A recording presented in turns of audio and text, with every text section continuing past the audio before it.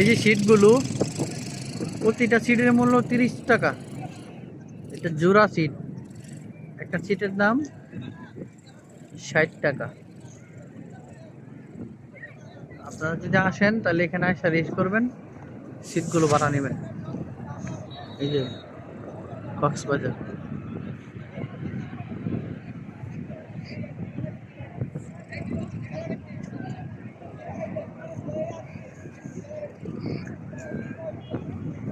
এখান থেকে এখানে বসে বসে সমুদ্র সৈকত পুরাটা দেখতে পারবেন, ঠান্ডা হাওয়া।